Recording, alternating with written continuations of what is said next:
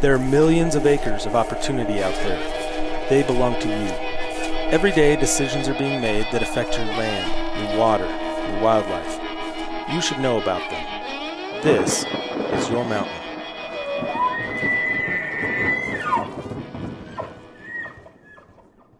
Hey everybody, welcome to Studio 1A and another episode of the Your Mountain podcast. I am your host, David Wilms. I am flanked by two outstandingly handsome gentlemen. He's setting this up. What do you want, Dave? What do you want? Mike McGrady, Nephi Cole. I was actually contemplating using two different names. Oh, yeah, yeah. Yeah. Then I'm like, no. And I don't have enough friends. I You better couldn't think of two other names. I'm like, I don't know two other people. It's just Mike and Nephi. So great to be here. Glad we're all three together. Yeah. Back in Studio 1A. That's right. Mike's basement. Yeah, we got the equipment back to studio. Before we kick it off, I got to tell you a quick story that this was just running through my head this weekend. So as you know, we're all about the same age, and I'm seeing, my life flash before my eyes. Where's this going, Dave? Yeah. I was thinking this summer, or not this summer, I was thinking today about what I was doing in my early 20s. Mm-hmm. And I was thinking how I was a field biologist and I was working. I remember this one time I was working out in the middle of the Thunder Basin National Grassland along the Cheyenne River.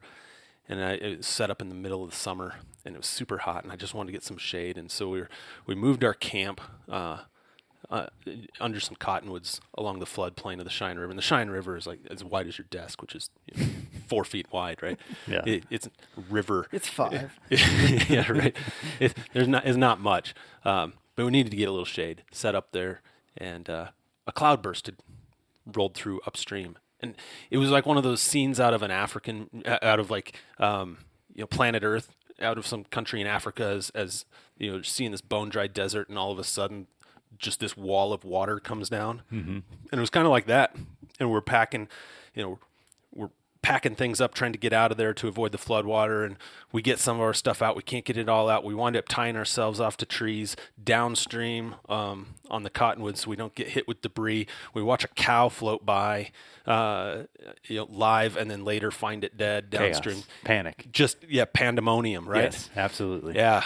My life today is a different kind of pandemonium. Yep. My son crapped his pants. We're potty training him.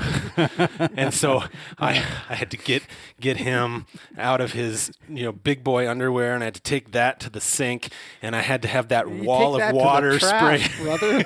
No, I'm too cheap to take that to the trash. I take it to the sink. I get the sprayer out. I spray it, and I'm like, no. The kitchen now sink? I've got fecal chloroform bacteria all over, developing. So now I got to get the wipes down and do the sanitary wipe down. And oh my all this time, my wife. That's what you're supposed to use hefty bags for, not for rainwear. You're supposed to throw those in them. So and then I've got my 8-year-old is screaming in the background because my 11-year-old is poking at her, pushing her buttons. And all this time, I'm thinking, how in the world does my wife do this?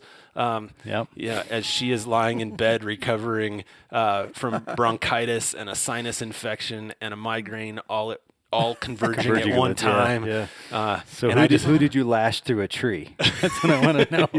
No, I was thinking as I was spraying that muddy water out of this. That's not mud, Dave. I know it wasn't mud, but that was the flashback I had as I've got the sprayer out spraying that down. I'm thinking of the wall of dirty water running down the Cheyenne River, trapping me there. I'm like, man, I long for those days. When did my life turn into this? And yet I wouldn't trade it. That's right. That's what you're supposed to say. That's what I'm supposed to say. I would have traded it today. I totally would have traded it today. Well, how was your day? I've got nothing. Well, it was better than that. Yeah. All right. All right. Well, on that note, I just wanted you to know where my head is as we're going into this today. Okay. Good.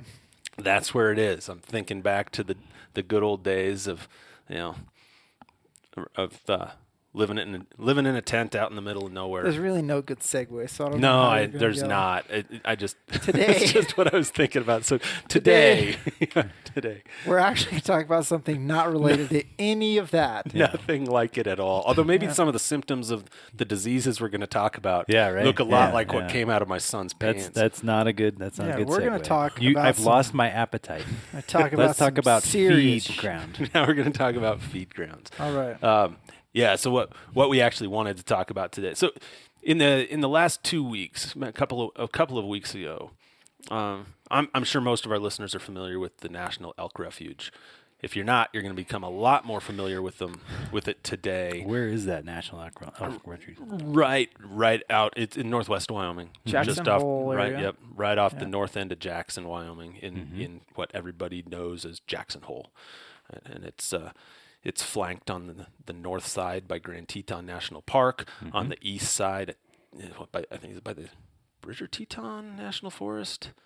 It's National Forest on the east side. Town of Jackson on the south side. Do you know how old that thing is?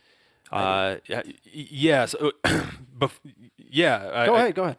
So it was established by an act of Congress in 1912. That's right.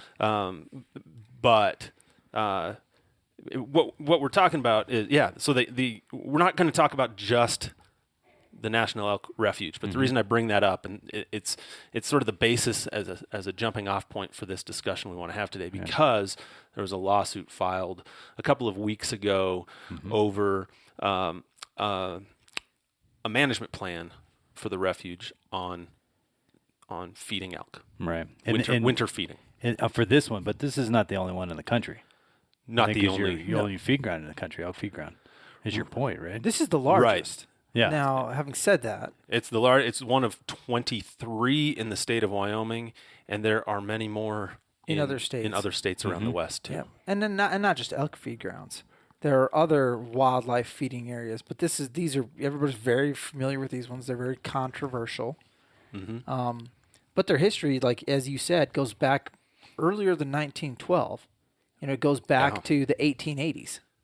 Right. I mean, it really goes back to the first people, the first European settlers that in that valley set foot in that valley and staked their claim to some land and started to raise cattle and grow hay. Yeah, people that started to occupy elk winter range with other activities.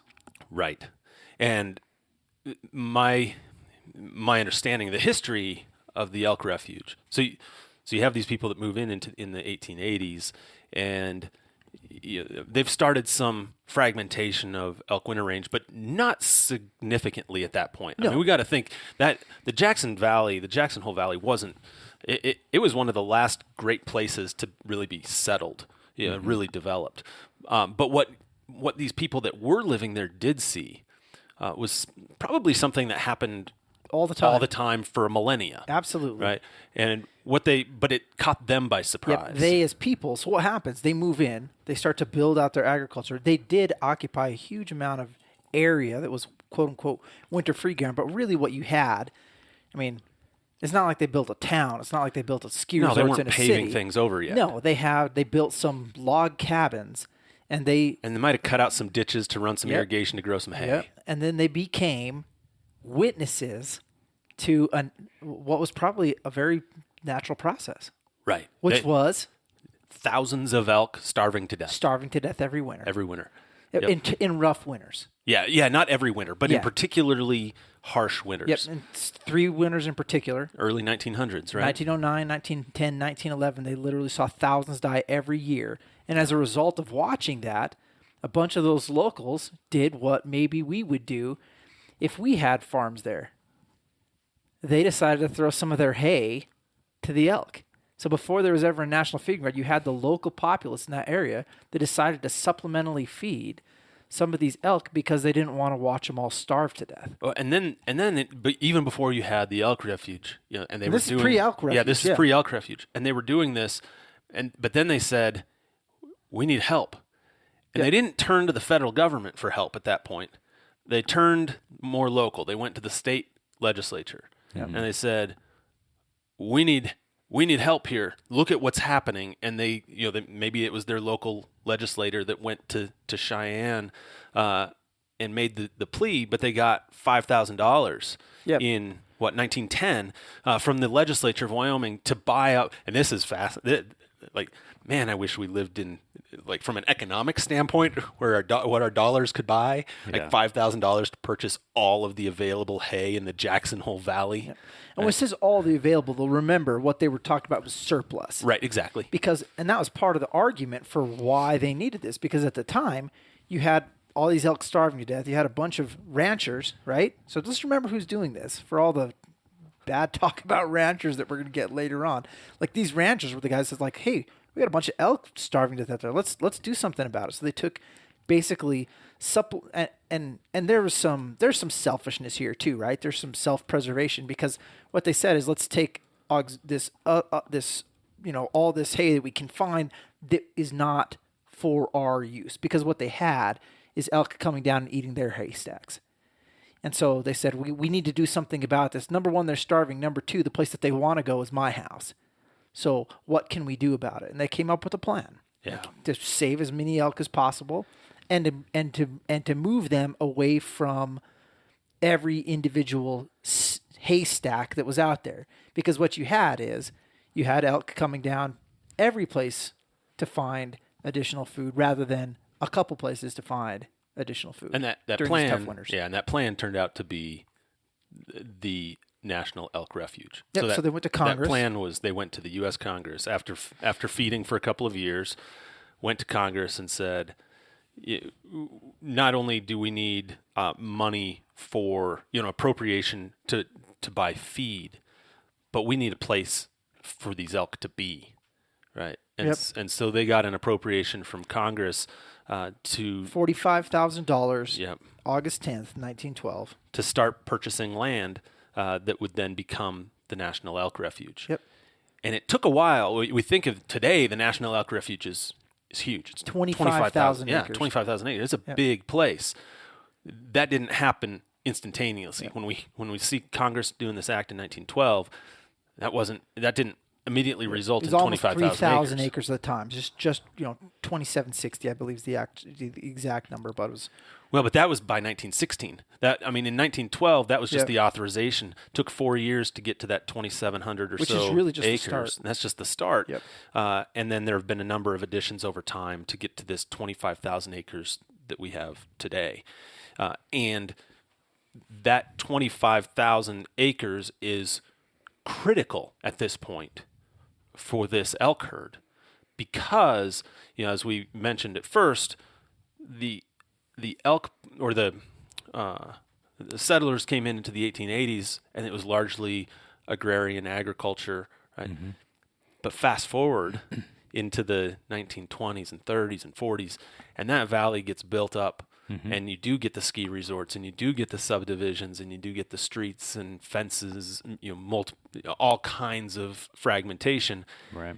And what you're left with today versus what you had when these first settlers came in 1880 is about 25% of the available winter range that existed. A quarter is all that's left now of winter range.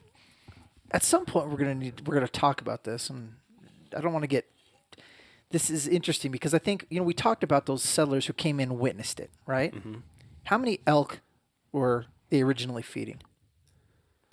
Do you remember the number? I don't. Do you? It's like 3,000.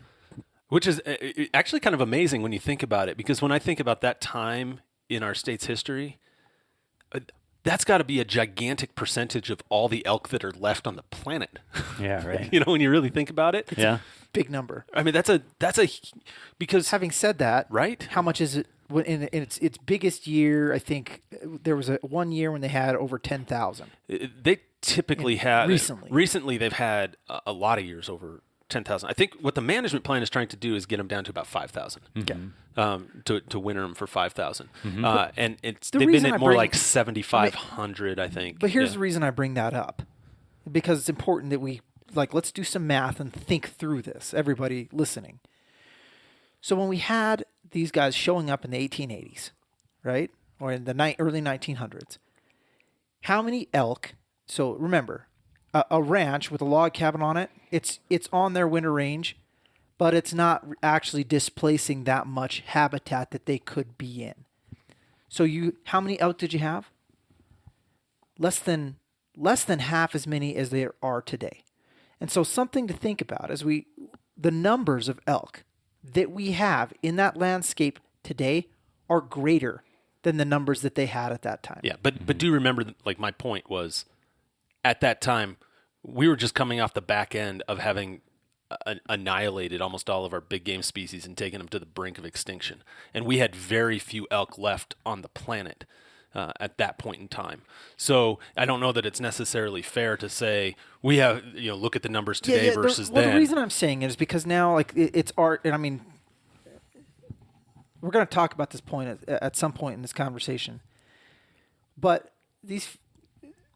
we're going to come to a question when we talk about elk feed grounds, when we talk about opportunity to hunt elk, when we talk about the habitat we have left versus the habitat that we had at the time. And that question is, if you were to walk away tomorrow and not manage in any way at all, what kind of numbers would we have? What would the opportunity look like? And I would stipulate that one of the place that we're at today is, if you just decided tomorrow you're just not going to feed elk on that feed ground, you're going to see reduced opportunities to hunt elk in that area. So this idea that we just quit feeding, and we'll get there. Yeah, you just dumped like 9 steps ahead of us here. Let's back up. Let's go where you want to head to then. Okay. All I really wanted to do, we wanted to talk about the elk refuge, and the reason this is the first example really of winter feeding of big game by the government, by any government in the United States. Yep. And it was so successful at the time that you start fast forward a couple of decades. So we have the National Elk Refuge. It was established by Congress, and it's jointly, I don't want to say jointly managed, but certainly some of the funding today comes from the state. But you have the National Elk Refuge, and it was dealing with a very specific situation there in Jackson Hole. Mm-hmm. Now expand from that. Let's move forward into the 20s and 30s and expand from that. And you'll see this is where the state of Wyoming, and I would say at about the same time in other western states like Washington and Oregon and Utah, Idaho, Colorado, all have some sort of supplemental feeding programs. Some of these actually started in places like Oregon and Washington in particular, started around the same time as Wyoming started to do their own in the, what was it, like the 1930s? In 1929, they put 3 more in, the Upper Green, the Gravant, and the Gray River Range. Wyoming started to put in additional areas where they stored feed with the idea that somebody was going to pack in and to these feed sheds and open them up during the winter. Now, so that's 10 years prior to something very important that actually happened that's kind of shaped the way these programs have gone, which is in 1939. Right. Right? And I want to talk about that and compare that to what's happened in other states too. So Wyoming started putting together these, but they did it areas for different reasons. So the reason for the feed grounds in other parts of Wyoming that were done by the state were slightly different than the decision, than the reason that was done for the National Elk Refuge. Like we said, the National Elk Refuge was, at first, this was a response to people seeing this calamity of sorts, right? These thousands of elk dying in these horrible winter starvation events. And it was successful enough that they said... But it was slightly different as you moved away from the park.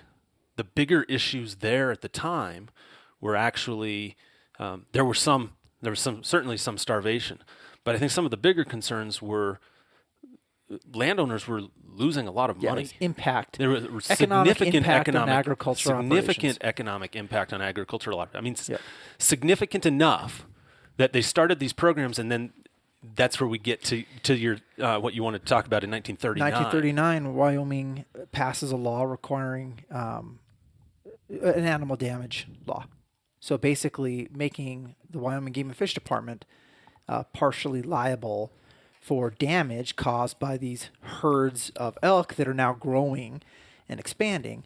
And so what Game and Fish figured out is when they pulled out the checkbook. So people were like, well, why in the heck would you feed all these elk?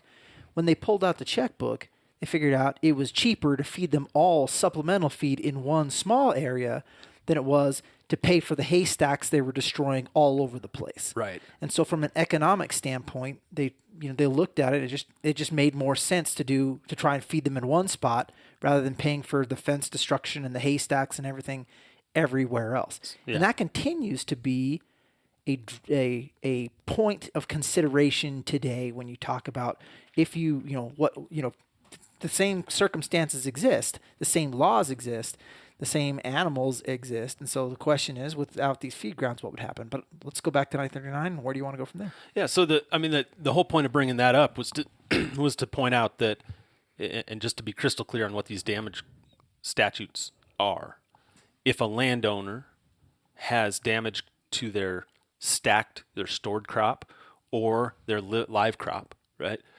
caused by elk or mule deer or some other big game, right, and that can be verified by somebody from the department coming out and verifying that damage, then the department will compensate that landowner for that crop loss. Yep. And because, in particular, along this west slope, the west face of the Wind River Range, from the Grovant all the way down to almost South Pass, right? And maybe not quite that far south, but you had a lot of this damage occurring that led to the pressure to pass this law.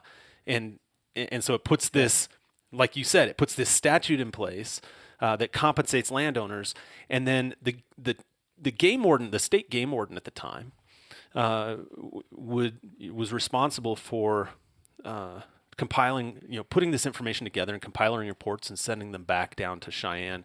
I think at the time they didn't really. The report had to go to, I don't remember if it was to the legislature, to the Secretary of State or something, but it wasn't your typical reporting path we'd think of today through a Game and Fish Commission, for example. And they'd put this report together and say, here's how much money I'm spending. Here's how many man hours I'm spending traveling out to all these places to confirm damage and all the money we're spending to pay for the damage. And it was like just a couple of dudes saying, there's got to be a better way. And that better way is some of the stuff we're doing here. It's just cheaper to feed elk on these feed grounds than it is, like you said, to pay each landowner individually. And for for their anybody losses. that's never seen what a herd of elk looks like when it moves through an area, they don't care about your fence. Like they'll straight up take it down. Like a couple bull elk will if they want into something, they're going to get into it. If you see a big enough herd, it's amazing what they can do. Yeah, and so for folks that are like, well, why don't you just put up like I think a lot of us here, I'm a big fan of wildlife friendly fencing, which means fencing that doesn't kill antelope and deer and it just kind of allows for safe passage of animal movement. The best practice that ranchers where there's a lot of elk movement during the winter, you know what the best practice is for fencing? Just take it down. They take them down. Yep, they drop them because they know if they leave that fence up, those elk they'll just stick around and chew stuff up. Well, right? they just know that. Or you think they'll destroy the fence? Yes, yeah, they absolutely do. They'll They'll do just one of take it two down things, anyway. right? Because they might just stick around and destroy everything you got, or they'll bust through. Yeah. Yeah, and I mean, so that's just something to know as we talk about couldn't ranchers just do something like, hey man, these guys in the early 1900s, they weren't dumb, and they were, Yeah, not to get too much of a side topic, but I wonder. There's a point in time in which the Game and Fish said, okay, we'll pay animal damage claims to ranchers, but the ranchers have to allow for hunting to occur on their land. Yes, they do as a sort of a trade-off. Mm-hmm. Do you know about when that started to occur? I'd have to go back and look at the statutes, but I know there was a major overhaul in the 1950s. Okay. So if it wasn't in the 30s version, there's a pretty good chance it was in the 50s version. What you're referencing is that landowners are, by statute, they're supposed to require enough hunting to reduce, or basically to eliminate the recruitment to that herd. So any new animals that would Yeah. come in, like they'd have to allow enough hunting so that you're the gonna- herd it- couldn't grow. Yeah, if you're Yeah. going to ask for money for damages, you better, when the state says we're going to help with your damage by letting some hunters out there to kill some of these elk, you better not be telling them no. That's kind of the take home message on that. Yeah. And because everybody who's listening to this knows this, but of course this is from the concept: who does the wildlife belong to? Right. It's managed it's all of ours in the public trust. And so then the question becomes, well, whose responsibility is it if these animals that belong to all of us are, basically ruining an individual's private property and livelihood? And that's where this all comes from. So, I mean, I know there's some people that are passionate on both sides of this, thinking that it should be, one way or the other. But we got to remember, we all have to live together on this if we're going to have these healthy herds, if we're going to have the most productive areas for these big game are going to be near those ranches during the winter. We got to learn to live and let live. So it became necessary at some point to, or wise at some point to sort of congregate the elk on these feed grounds. Yeah, and think about this too. I think this is a piece that I forget a lot. I'm sure you probably don't, because you both are so much smarter than I am. But a lot, I forget this a lot. We have a wildlife agency today of over 450 staff, something like that, somewhere between 400 and 450 employees working for the Wyoming Game and Fish Department. Mm-hmm. And they're responding to damage claims as needed. They have regional offices, and they can be, fleet of foot. They can get out and they can respond to damage claims in different parts of the state and in their region pretty effectively. We have 500,000 people, just over that, in the state, which seems tiny by most people's standards. But go back and look at Wyoming in the 1930s. Mm-hmm. As they're contemplating this and expanding the use of feed grounds, and look at how many people did we have? When the first couple of game wardens we had in the state, and you talk about the elk refuge, I think it was J.D. Nolan, I might have his first initials wrong. He was the second state game warden. You know how many game wardens there were in the state when he was the state game warden? He was it. His jurisdiction was Wyoming, and he might have been able to hire a deputy, maybe two deputies. But you didn't have the staff. Yeah. And so The part other of this people was you had implementing the game laws were like the sheriff. You had the other law enforcement people that so don't. this was born out of necessity because of the rural nature of the state, the lack of personnel to be able to respond to these issues, and fiscal economy, and just the boots on the ground said, we have a problem. This is a solution. This is a solution. Yeah, and so they made, ultimately, what was it, the 1950s? There were 22 of them in Wyoming by the 50s. It might have. I think the last one actually came online in about 1980. So, they were growing. They had most of them in the 50s, but I think, it maxed out the last one that came online. 51 there have been as many as 51 locations since 1948. Now there's only 22. Right. And it's 22 state locations in Wyoming. Yeah, and we'll talk, and we can talk in a second. We're about to lose one, and we can talk about one. There's one that's going to be phased out here over the course of the next 5 years, and it was really directly in response to some litigation that came that's leading to its phase out. But yeah, so we wound up with 22 of them, and here's a question I have for both of you guys. I don't know the answer to this, and you might not. So I'm posing a question, and I'll put you on the spot here. But we've seen the map of these in Wyoming, and we saw them all grow, right? And we saw them grow to 22 plus the one in the refuge, 23. You can draw a polygon around those, and it's the greater Yellowstone ecosystem, right? Yeah. Why aren't there any elk feed grounds in other parts of the state? You know the answer to that? Do you know the answer to that? No, I said that up front. No, so here's a couple things about those and I elk don't feed want to grounds. speculate. I'm just kind of it's interesting that so many came online so quickly. Supply and demand. And maybe it's we didn't have elk in these. I haven't gone back to see when elk were reintroduced into some of these other mountain ranges. Maybe we just didn't have elk there at the time. It's supply. I think that's true because my memory on the big horns literally is it was mid-century. I mean, it's literally think, literally supply and demand. It's literally where they thought that they needed them at the time is where they put. So it's where you had your habitat, and it's where I'm those going with numbers there grew just out. weren't any. I'm going with my theory is there weren't any elk in these other places. That's at the what I'm time. saying. Yeah. So if you didn't have the elk there, you didn't You're need not the gonna- feed you're not ground gonna have there. the damage. Now, the other thing to remember is that, the size is for people that don't know. We say there's 22 of these things. The National Elk Refuge is actually bigger by itself than all the others combined. Yeah, these others are like postage They're like stamps. 75 acres apiece, 60 acres apiece. They're, they're not a big. location to dump Yes, feed. they're small. They're typically no fences or anything around them, and they differ significantly. So on the National Elk Refuge, you've got 25,000 acres, and it's lower, and it's actually lower down. It's on natural winter range. Yes. First of all, And that so- National Elk Refuge is on historic elk winter range. So they still feed, but they feed less, half as much as they do on these other feed grounds that tend to be a little higher up, and more concentrated. So have you ever been to any of these feed grounds, by the way? yes, Yeah, me too. Have you, Mike? Have Just you the been? National Wildlife one. Have you been to one of the state ones? Yeah, me too. So I went out there, I don't know, probably 7-8 years ago, and I went out for a couple of days and I helped with the feeding on one of them. And I'm trying to remember which one it was. I've never done that. And so the way the feeding is done on these, and I got to tell you, when you actually do it, it's hard to not think it's one of the coolest things you've ever done. Even though we're going to have these pro and con discussions about the validity, of Elk Feedground, but you're in thigh deep snow, knee to thigh deep powder snow, right? If you're familiar with Wyoming, even if you're not, think of the Wind Rivers as you've got this sagebrush flat that turns into some slight foothills, but really climbs pretty dramatically when the mountains meet the plains. Mm-hmm.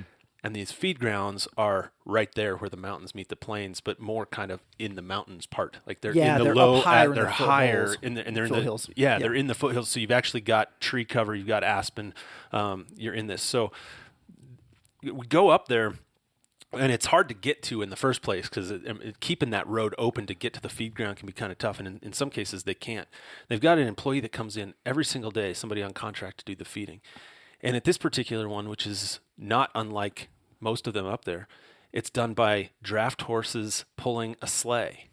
And so we that's go what they do at load every place. Yeah, so we go load up the sleigh with hay bales, and we hop on the back of the sleigh, and we've got like a pitchfork, and dragging us around. And what we're trying to do is to spread the hay out enough so we're not creating just a feed line. So don't think of this as a trough that elk are just coming up to feeding along a trough. You've seen some pictures of that because historically that was how it was done. But here you're flaking off bits of these pieces of these bales, flaking them off in various parts of this 75 acres and spreading it around. And there are no elk around. There's nothing there. You're just spreading it all out.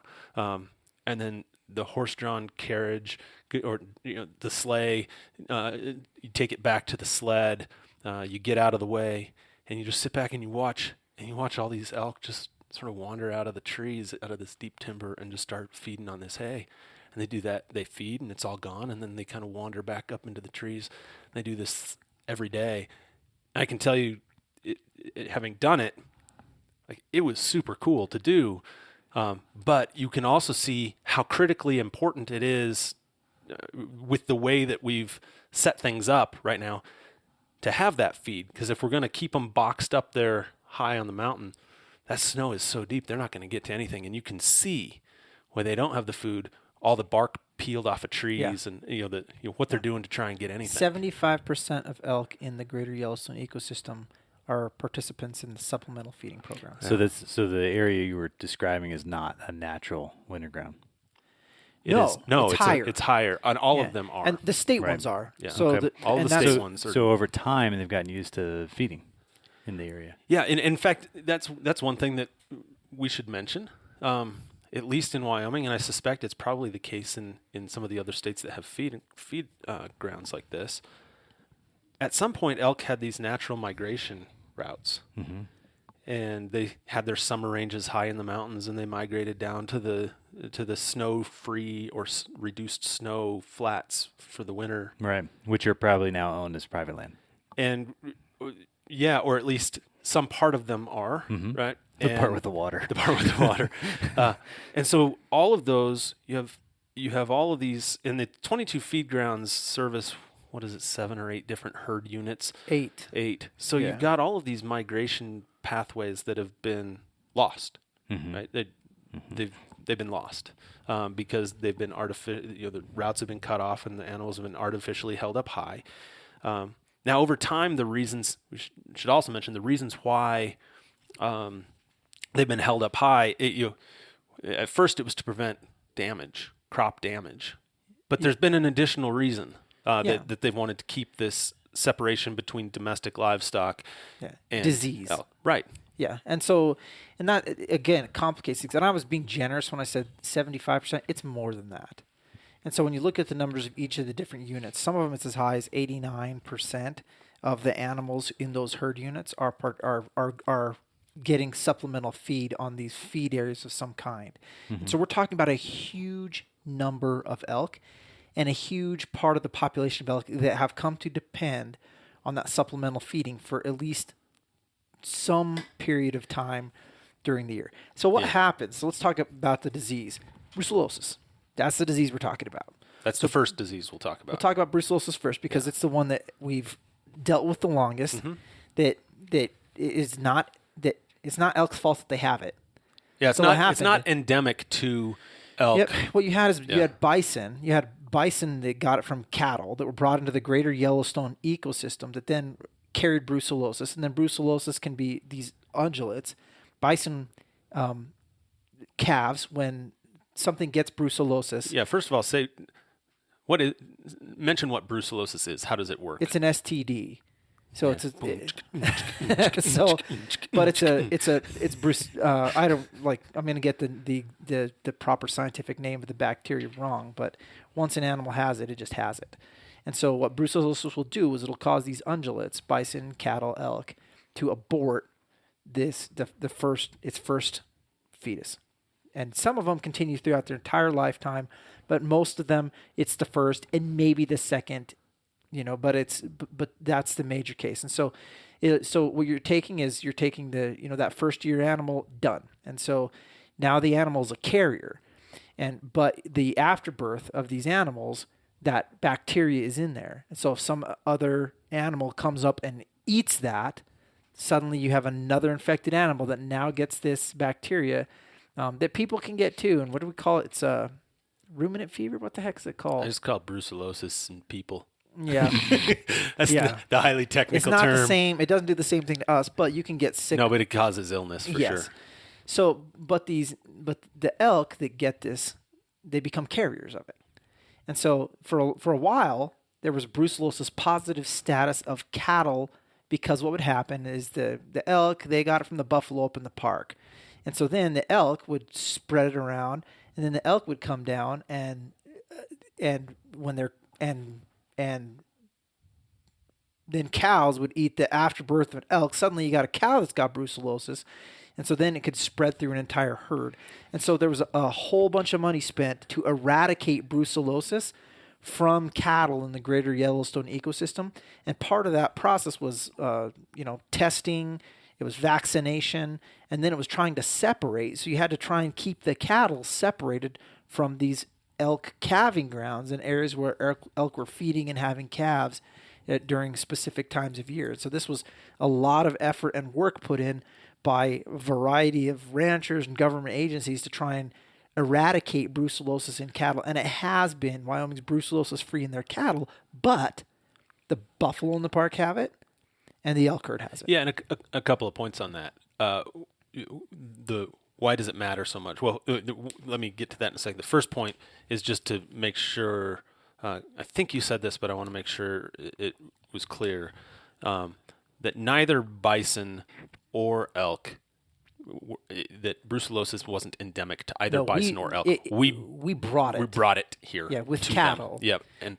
And then the other piece I'd say is... And they're now a natural reservoir. Yeah. Right, as it stands today... my understanding is there's not been a confirmed transmission of brucellosis between bison and cattle. That typically the transfers between wildlife and cattle are from elk.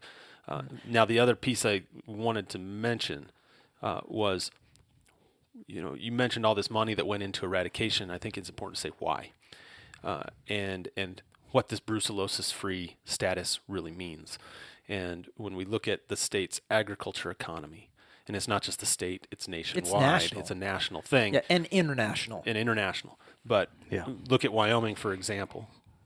Agriculture, if you to look at the sectors, the largest economic sectors of the state, number one is energy, number two is tourism, number three is agriculture. Agriculture is big business in the state. It brings in significant revenue. There are thousands upon thousands of people employed in the agriculture industry.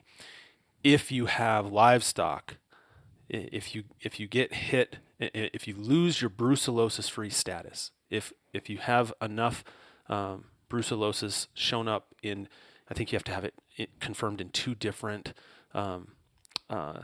livestock populations, 2 different herds in 1 year, something like that, then you can lose your brucellosis-free status. And what that does is it makes it incredibly difficult, if not impossible, to export that beef. Yeah, you Right. can't move your cows. You can't sell your cows. So So it's a huge economic hit. on the disease you mentioned,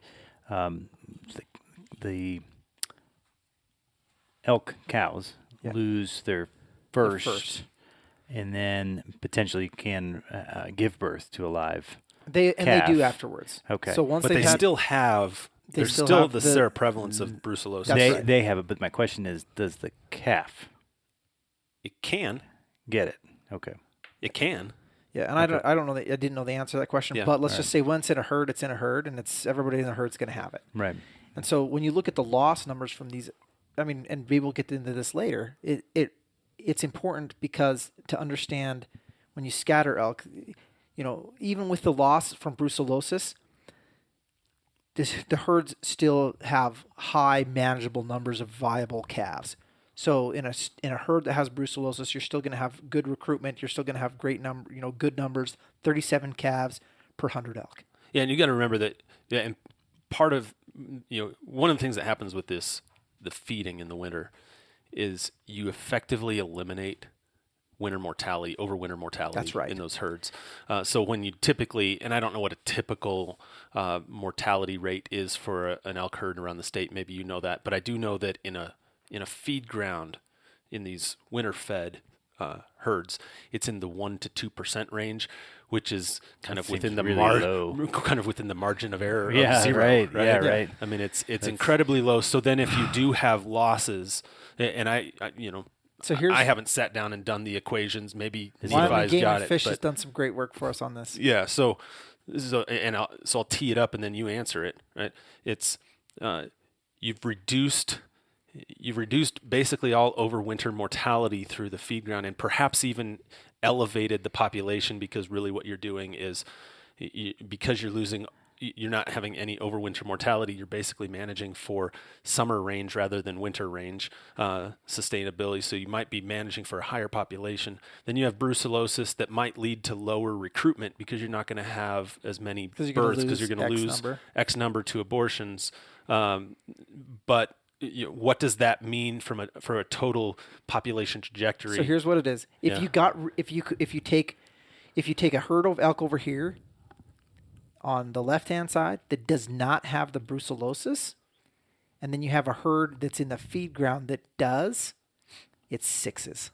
It's almost the exact same number of calf to cow ratio for recruitment. So what you have, the supplemental feeding's a wash. The supplement. Now remember, this is with a brucellosis positive herd. So if Correct. there's some way we could wave our magic wand and get rid of brucellosis, the growth would be 10% higher over here in this herd.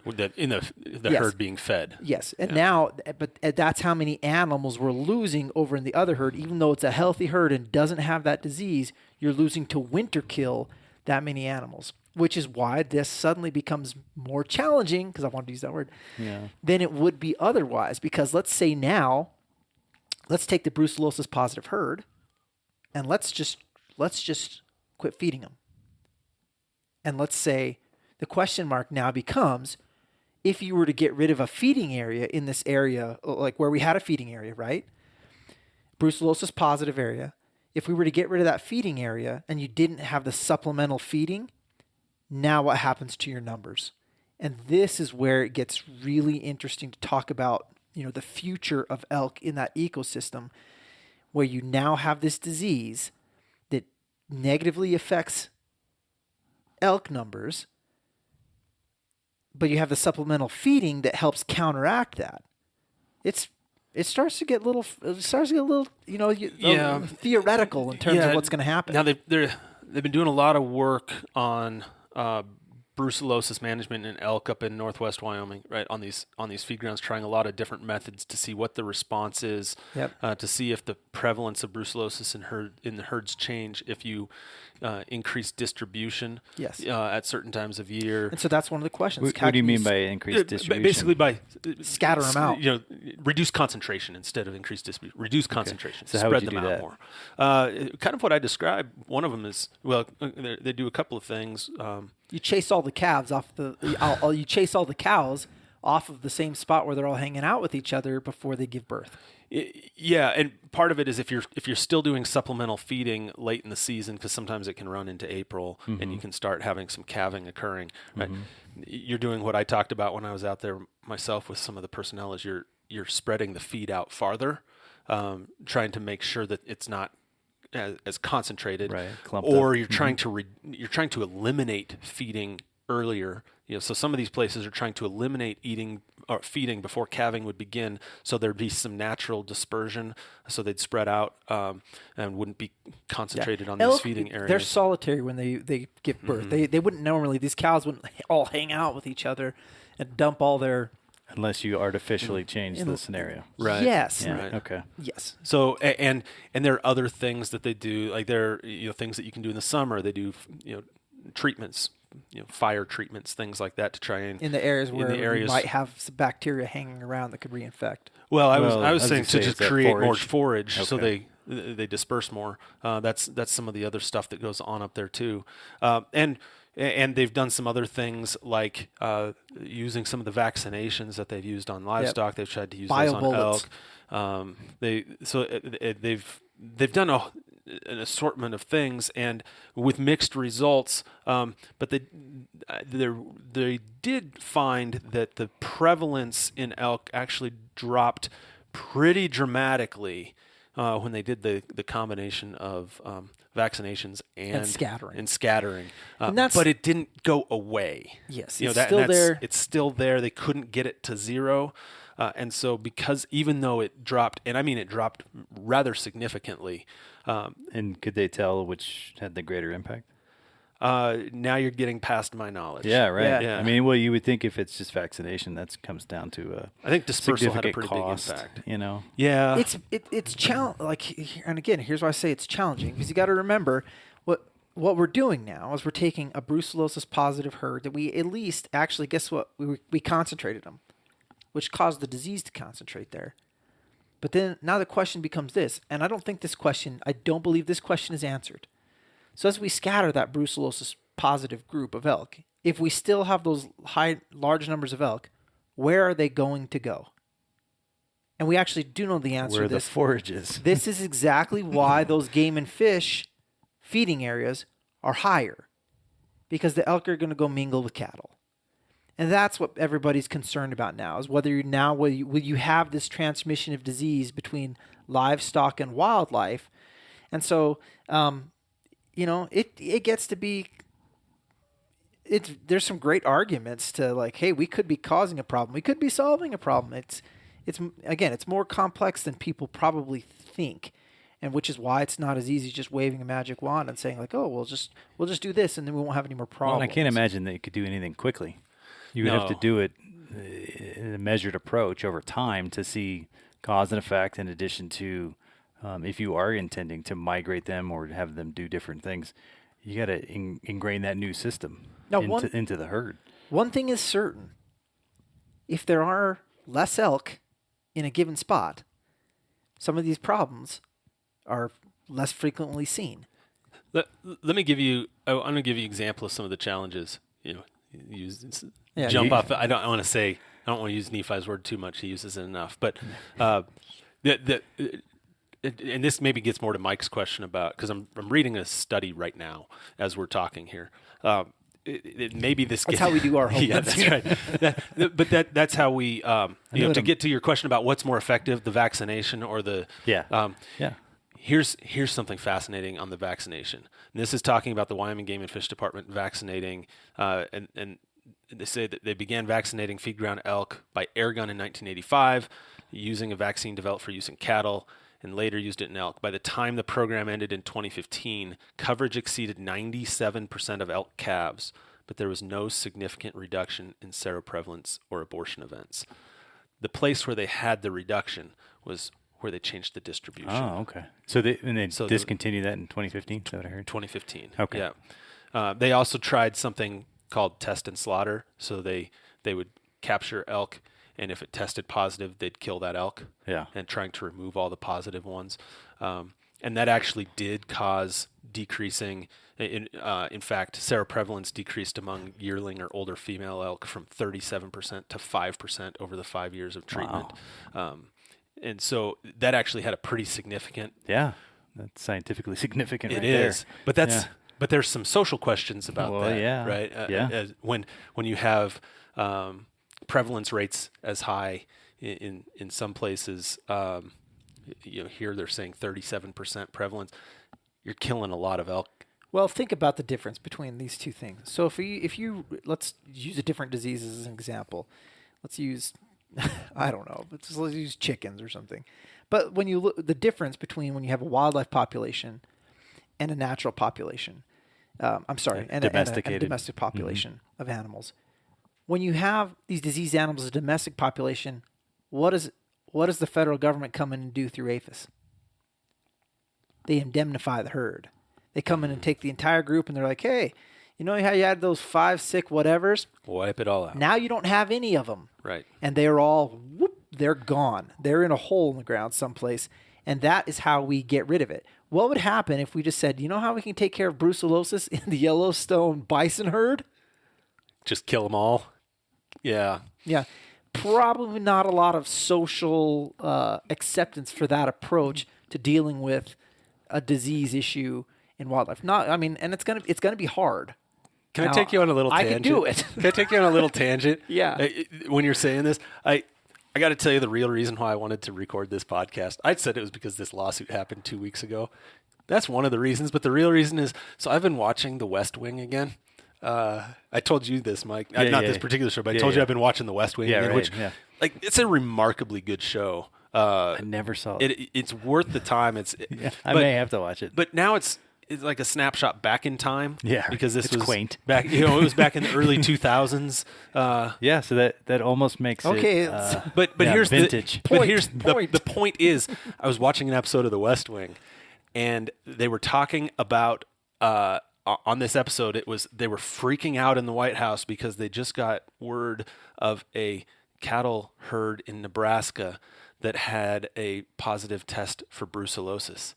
And they were talking about what that could mean for the agriculture economy, not just of Nebraska, but nationwide. Yeah, they're talking about, and this is for real. And so that's why, I'm just saying, I think it got me thinking about it because we've lived through some of these things in Wyoming, and that just triggered things. I think we should talk about this. So thank you, West Wing. These issues, for people that don't understand, these issues are $1 billion issues. You know what my head went to when you talked about that? About the West Wing? It was the movie HUD. I don't even know what you're talking about. What's the movie? Yeah, it was an old black and white where they had a. You're older than I am. Yeah, so that's right. You're used like to watching black and white. Yeah. Yeah. So crazy. Essentially, there was a herd of longhorn steers that were diseased, and they had to wipe the herd out, and they had bulldozers and shotguns, and it's a very dramatic movie. Yes. Well, let's just say it's an entirely expensive operation. Or we're repeating. Heavy social costs. Yeah, and yes, and it's a huge deal, and so there you go. So let's really quick. Let's try and got them all in. Let's move. The problem is most of us dealing with wildlife, there's a certain level of insensitivity that we have to how much money. like we think about it in like opportunity cost. That's how we think about it as hunters when we deal with these wildlife issues. We complain because we can't find as many tags to go hunt. But when you have let's say that you have a wildlife disease that affects the cows in a very small watershed in Montana, I will tell you that you could have 10 landowners, and you could be talking about $15 million worth of loss just like that. To snap your fingers, gone. And that's that $15 million. That doesn't end up just being the cost of the cows that they have there today. That ends up being the future of their operation, and a lot of those people are done. Like they're going to go get a job at a Walmart now, because what happens is if those people lose the genetics that they have worked for lifetimes of that family's ranch to build, a history, genetics, integrity of, business operations, those things like that, man, it's done. And it never comes back. And that's why, like, as hunters, we might lament like next year's hunt, and I'm going to complain about that. We don't always understand that, when it comes down to like my hunt versus that guy's life, maybe his life, we need to consider what happens there. So let's talk about we've talked about some of the pros, really, what I would view as the pros of feeding, right? Which is protecting one of our largest industries and economies. And frankly, just to build on that just really briefly, what is it? 95% of the country eats meat. Yeah. And that meat has to come from somewhere. And, a lot of it's going to come from these rural places. And, nobody wants to go to the store and run the risk of buying meat that's going to infect them with something and make them sick. And so we have to have these disease-free certifications. And we have the safest food supply in the world is in this country. And we need to maintain it. And we need to maintain it, right? So now, before you get done with the pros, let's talk. I do want to say for hunters, like, what do we gain from this program? Yeah, I wanted to ask about all the pros. I'm saying let's finish up the pros really quick. So here's the other big pro. If you like to hunt elk, and these feeding operations are making it possible for you to go a lot more often than you would otherwise. Yeah, there's actually Wyoming Game and Fish Department and a couple of others have and I think some other biologists that have studied this have suggested that if you were to rip the Band-Aid off, now there might be another way to do this. So I'm taking the most dramatic approach. Let's take the dramatic approach. The dramatic approach. If you were to rip the Band-Aid off and say next year, all 22 of these feed grounds, let's just do the state ones. Let's leave the National Elk Refuge alone, for example. Just say the other 22. We rip that Band-Aid off and say, starting next year, we're not going to feed any more elk. That's 50% of the feeding operations are gone. Because of the number of elk fed. Yes. But the actual number of elk, from what I understand, the herd numbers could decrease in those herds between 60 and 80%. Because they just don't have any other winter range to go to. Right. And they've become accustomed to it. And they'll go and they'll move into places and they'll decrease for a couple of reasons. So let's remember that it's not just going to be because they don't have other winter range to go to. They're going to decrease also because they're going to move back into the places and have conflicts with livestock, and we're going to try and avoid that in their depredation permits to try and avoid that conflict. So you're going to have animals killed that way. You're also going to have, potentially, you may have to have more liberal hunting seasons for a while earlier, in order to try and create that separation between domestic livestock and elk in other means. There's going to be less tolerance from the landowner community for having elevated numbers of elk if it's going to risk their livelihood because of potential infection or even just crop damage. You certainly have greater pressure from carnivores than you did at the height of Wyoming's elk.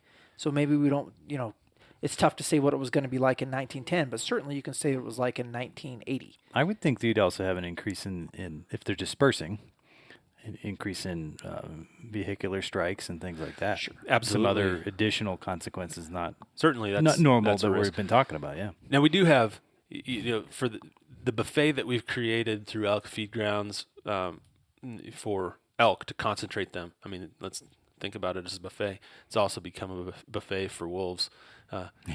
Wolves there are packs that hang out field near these and feed and grounds. the question that we don't know is, do you think that we have greater levels of survival by scattering them, or greater levels of survival where they can kick the weakest out? And I don't know the answer to that question. I don't know that the answer to that specific question, but what I do know is at least the information that I've seen put out by whom I would view as the scientific experts on this, the state that's managing the wildlife and the biologists doing it, suggesting that if you stop feeding tomorrow, that you could have a decrease between 60 and 80% in those herds that were being fed. That's pretty significant. That's significant. Now, that said, there could be alternatives. Like let's use the alkali feed ground example.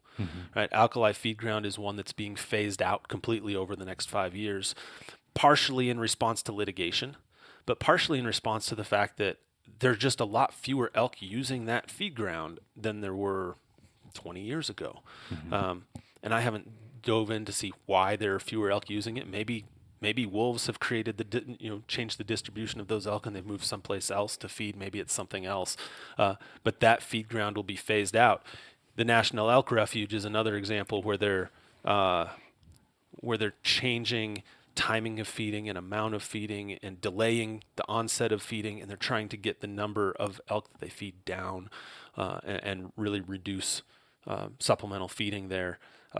So there might be ways to do it with strategy over a longer time horizon. But the reason why I hear the wildlife managers say in the short term and the midterm, it's hard to come up with a solution other than what we have right now is because you have another big economy in Northwest Wyoming, for example. We talk about the agriculture industry being a big economy, but the outfitting and guiding industry there and the hunting industry there is a big economy in that part of the state. Economy. It's part of the tourism economy. Exactly. And those elk are a big part of that. Yeah. Well, and people coming to view them too. Well, that's true. Yeah, What 10,000 or more people, probably more than that, come to Jackson every winter to see elk. just to look at the elk. Yeah. I think I wrote down, and you may think this is oversimplified, Dave, but I wrote down, you're looking at one of three options at the end of the day when you look at, if you don't have these feed grounds. You have to ask yourself this question. Which of these three do you like? Do you like feed grounds? Do you like paying higher fees, so trying to create some way to pay more animal damage management fees? Because you have to, if you're not going to have them eating in one spot, but you still want to have the same number of elk, you got to have them eating in another spot or a whole bunch of other spots. So you got to find a way to do that. We know from our history and from all the data that we just talked about, and that it just like they were feeding them. They can feed them off of individual haystacks, but they're going to pay a lot more money in animal there's going to be a lot more social conflict with in that second scenario. Or the final scenario, are you okay with less elk? And those are the three to me. That's like, there's your three. I would say that's oversimplified. Excuse me, I had to cough. No, I don't think it's. I mean, we can find, like Dave said, you can find ways like, number two is like, yeah, there's ways, we could talk about ways that we can try and keep the same number by doing all these other things, but it's ultimately going to be economically more costly. No, there's probably shades of all three of those things.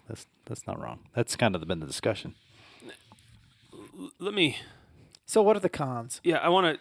Why don't we just why would anybody not like feed grounds?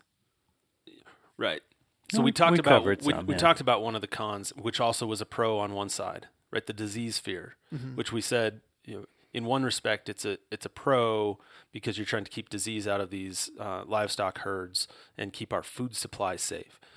The flip side of it is we've talked about brucellosis, but there are other wildlife diseases out there, and things like tuberculosis and chronic wasting disease. And chronic wasting disease right now in particular has a lot of people around the country nervous. Yeah. Nervous about the unknown, about what it could mean if CWD, because of the way it transmits and because of the way it can stay in the soil, and just there are lots of aspects of CWD that are different than brucellosis that have people really on edge about what happens if CWD gets into one of these or many of these herds, and will that concentration facilitate the spread, the transmission of CWD. right? And that's the question. And I kind of wrote this down because the CWD in those populations right now, we know that it is not having an effect on elk populations right now. That's just one thing we know. Now, having said that,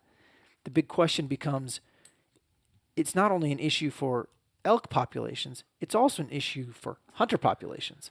If people get scared and we have a concern like we have widespread CWD in elk herds, what does that do to people's desire to go hunt elk? Now, I think that's a big fear. That's a massive That's issue. a big fear. If and we talk about this all the time about the declining hunting numbers in this country and the need to prevent obstacles to entry.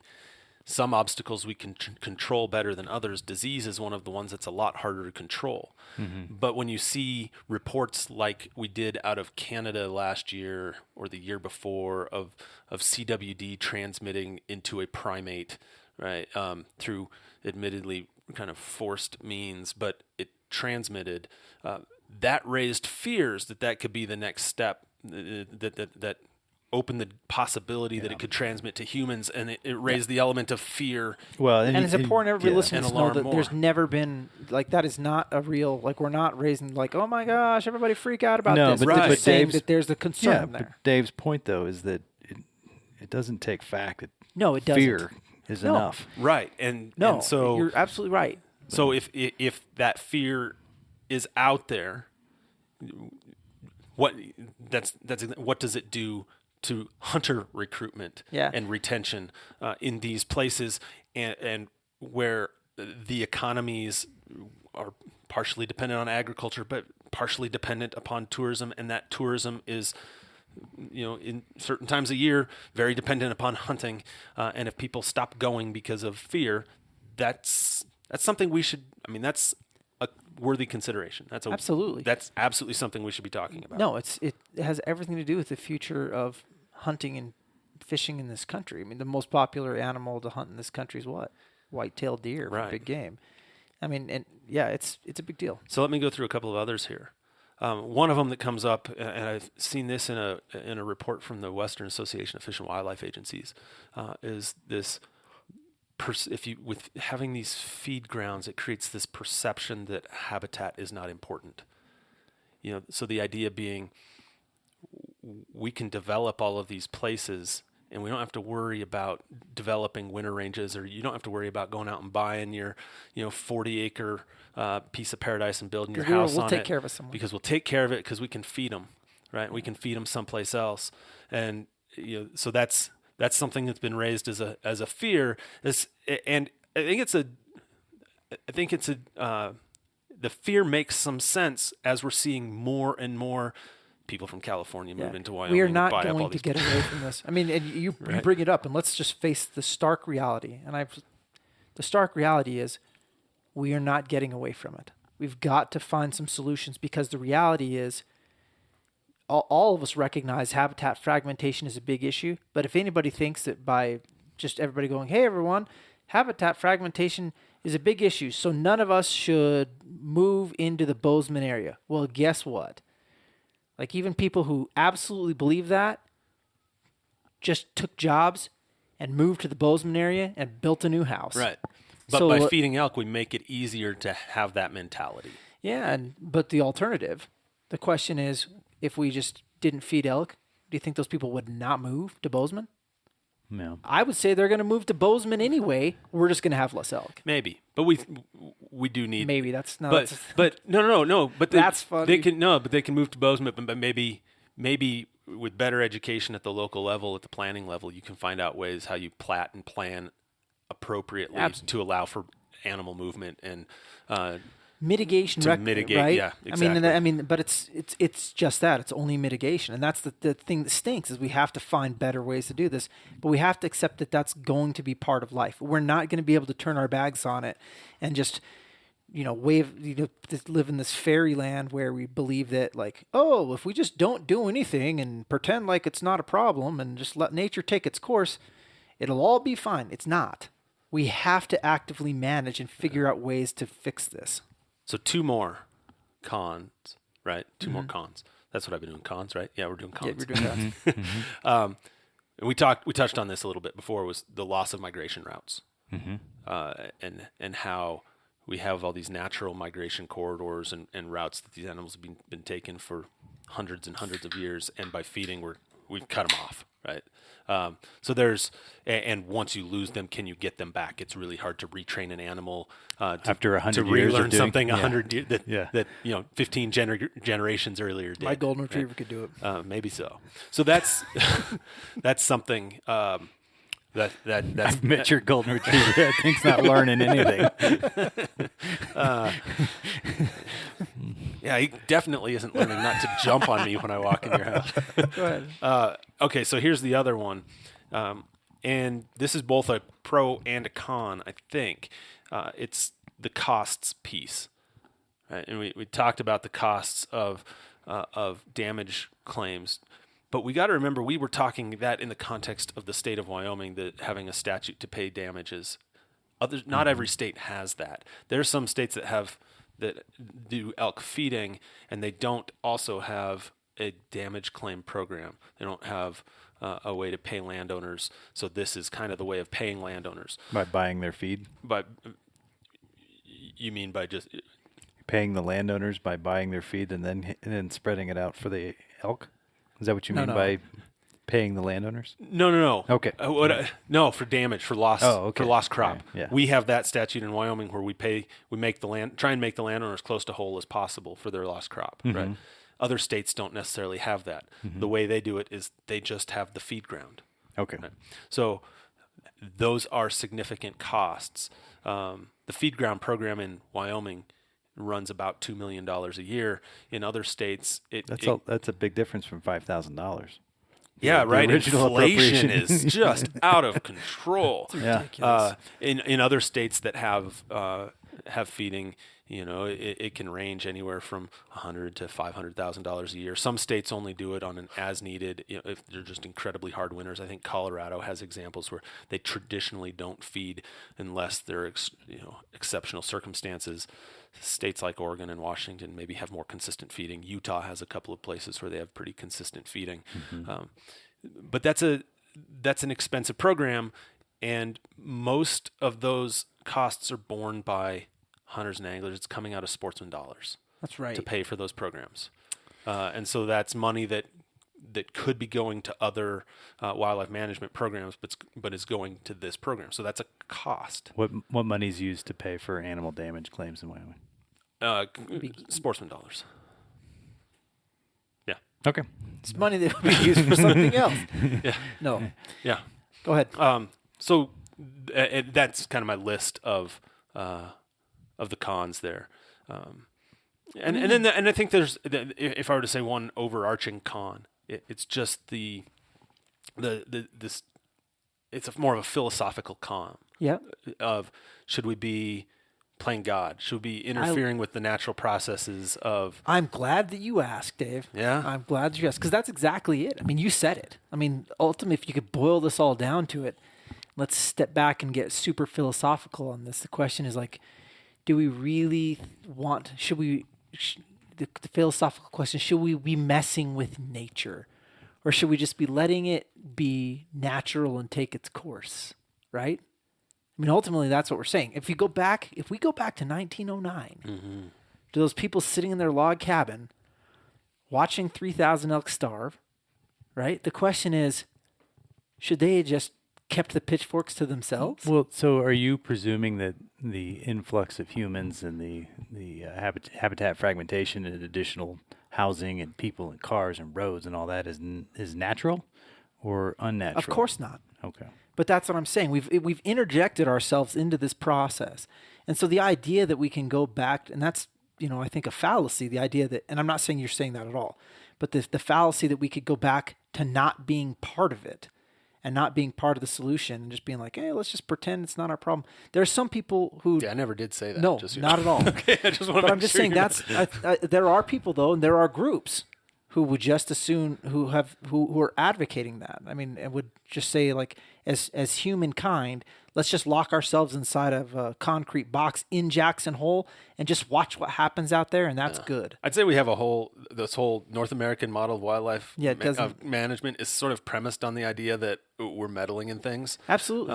And we're in some ways it's very self-serving. It's a very self-serving model. Yeah. And in some ways, absolutely. And that's in part some of ways it. it's not, right? And I think that there is a group of us out there, even in our hunting community, maybe even us, who there's a piece of us that loves to imagine that as we go out into the wild and bring things from the wild, that all of that is 100% wild. It isn't. Management has taken place. It takes all types of forms. To be clear, the opportunity that we have to go harvest game that's naturally been living on the landscape is predicated on a certain amount on decisions that we have made to be able to have that game there and manage it. And so that there are numbers so that we can go and take. And that's that's a unique position that we are in, that we have never been in and nobody's ever been in before. We can choose what we want it to look like out there, and we can choose to shoot or not shoot. We're managing landscapes like people really haven't before. We're managing game populations in a more scientific, in a better way than maybe people have before. And this is my personal opinion, but the issue is, when we look at why we would want to do that, why we should want to have our hands on and be, Mother Nature, she doesn't care what happens to these elk. She has no empathy. She likes overpopulation and extinction in equal parts. We're unique because we don't have to look at it that way. We can try and avoid the teeter-totter that would exist without us here. And we have a certain responsibility, I think, because of the knowledge we have of the system, to try and make it work right. And I'd leave it here. I think about the what if a lot. Okay, so we talked a lot about where we are today. We started this discussion about where we were. And I think about the what if, what would things look like today had we done things differently? Like what would it have taken to not have feed grounds today for elk, right? If you go back 100 years. And so I think about this and I think, okay, well, a couple of things would have had to happen. Brucellosis would have to have not been brought over. How could we have foreseen that, right? That brucellosis was going to infect these bison and elk herds. That was a big piece of it, right? Maybe if we at statehood said, what the most important thing is for this state? It's not healthcare, it's not education. We got to fund our wildlife agencies adequately and have staff all over the place. And maybe if we just had this, all of these people out in the field, maybe it would have been different. If we didn't have just two dudes, with jurisdiction over the whole state. Yeah, the point is, we made a lot of decisions at a time based on the knowledge we had at the time, right? And things played out the way they played out. And it's really hard to turn back the clock and do things differently. Well, we've always lived in a time where we knew more and were wiser than we once were. Mm-hmm. Experience, as right? Mark Twain says, something you get right after you needed it. Yeah. So sitting here today to say, well, now we manage based upon science, or we know more, and so we can have choices. I think 20 years from now, they're going to look back and be like, oh, those heathens. Almost every biologist I've ever talked to that works on supplemental feeding issues wishes they didn't have to do it. I mean, you'd be hard pressed to find one that says, you know what the best wildlife management policy we have is? It's feeding elk. They don't necessarily want to do it, but they recognize the consequences of ripping that Band-Aid off now. After They recognize the necessity now. it's after doing it for 100 years of what does change. What does ripping the Band-Aid off of that look like? What does shutting that whole system down that we've operated under for 100 years mean and do? And all of the other complexities that have been mixed in there in the past 100 years with all the new development, the new diseases, and all the complications. This is perhaps one of the most complicated.